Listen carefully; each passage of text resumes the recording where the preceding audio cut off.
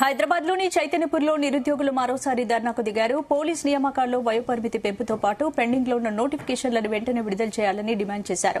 Telangana police అభ్యర్థుల JAC ఆధ్వర్యంలో ఈ ధర్నా నిర్వహించారు. రాష్ట్రంలోని వివిధ ప్రాంతాల నుంచి పెద్ద సంఖ్యలో పోలీసు అభ్యర్థులు ధర్నాలో పాల్గొని నిరసనను వ్యక్తం చేశారు. 19/20 పే స్కేల్ ఉద్యోగాల భర్తీకి సంబంధించిన నోటిఫికేషన్లను విడుదల చేయాలని ప్రభుత్వాన్ని కోరారు. అలాగే కానిస్టేబుల్ పోస్టులకు 36 సంవత్సరాలు, ఎస్ఐ పోస్టులకు 38 సంవత్సరాల వయోపరిమితి కల్పించాలని డిమాండ్ చేశారు. నిరుద్యోగ యువత భవిష్యత్తును దృష్టిలో ఉంచుకుని ప్రభుత్వం సానుకూల నిర్ణయం తీసుకోవాలని విజ్ఞప్తి చేశారు. తమ న్యాయమైన డిమాండ్లపై స్పందించి వెంటనే చర్యలు చేపట్టాలని కోరారు. అభ్యర్థుల సమస్యలను ప్రభుత్వం పట్టించుకోకపోతే రానున్న రోజుల్లో ఉద్యమాన్ని మరింత ఉధృతం చేస్తామని జేఏసీ నాయకులు హెచ్చరించారు.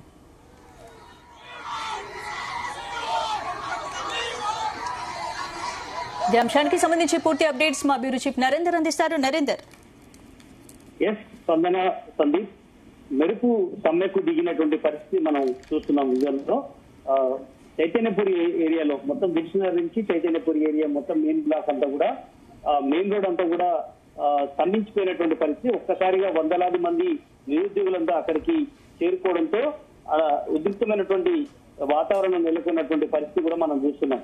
ఎందుకంటే వాళ్ళు ప్రధానంగా నోటిఫికేషన్ ఇవ్వాలి. ఎందుకంటే గతంలో రాష్ట్ర ప్రభుత్వం 5,000 వరకు ఇవ్వాలనుకుని అనుకుంది. అది కాదు, ఖచ్చితంగా 20,000 వరకు పోలీసు ఉద్యోగాన్ని భర్తీ చేయాలన్నటువంటి ఆలోచనతో ముందుకు వెళ్లాల్సిన అవసరం ఉందని కూడా రాష్ట్ర ప్రభుత్వాన్ని డిమాండ్ చేస్తూ వస్తున్నటువంటి నేపథ్యం ఉంది. అందుకనే వాళ్ళు మెరుపు ధరకు నిరుద్యోగులంతా కూడా పోలీసు కోసం ట్రైనింగ్ కోసం వాళ్ళందరూ కూడా ఇప్పటికి ప్రిపేర్ అయి ఉన్నారు.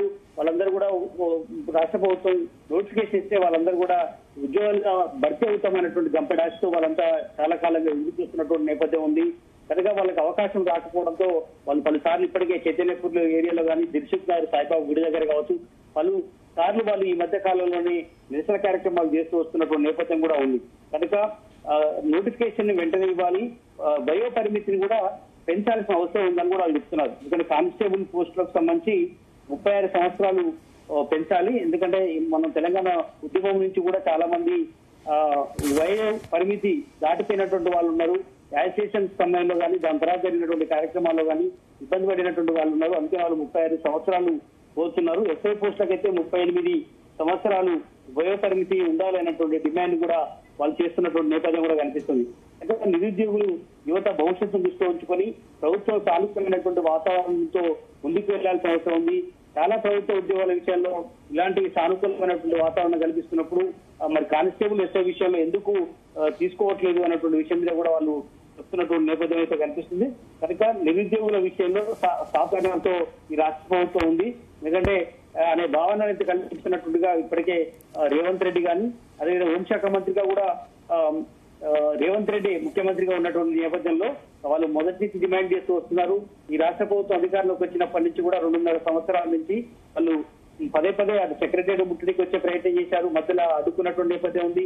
అదేవిధంగా నిరుద్యోగుల్లో వీలు కాకుండా గ్రూప్ 1, గ్రూప్ 2 సంబంధించినటువంటి వాళ్ళు కూడా ఆర్టీసీ క్రాస్ రోడ్ దగ్గర, అశోక్ నగర్ దగ్గర కూడా నిరసన కార్యక్రమాలు చేశారు. దాని తర్వాత ఇప్పుడు పోలీసులకు సంబంధించినటువంటి మాత్రం ఎస్పెషల్లీ గడిచిన ఈ నెల రోజుల నుంచే 2-3 సార్లు వాళ్ళు చేసినటువంటి నేపథ్యం కూడా ఉంది. ఇప్పుడు మెరుపు సమ్మెకు నిరసనకు దిగినటువంటి నేపథ్యంలో ఒక్కసారిగా పోలీసులు 2-3 పోలీస్ స్టేషన్ నియర్ లిస్ట్ లో ఉన్నటువంటి వాళ్ళందరూ కూడా వాళ్ళని కంట్రోల్ చేసేందుకు చైతన్యపూర్ ఏరియాలో వాళ్ళందరూ రావడం జరిగింది. వాళ్ళు అడ్డుకునేటువంటి ప్రయత్నం చేశారు. కానీ కొంతమందిని అరెస్ట్ చేసినటువంటి నేపథ్యం మనకు కనిపిస్తుంది.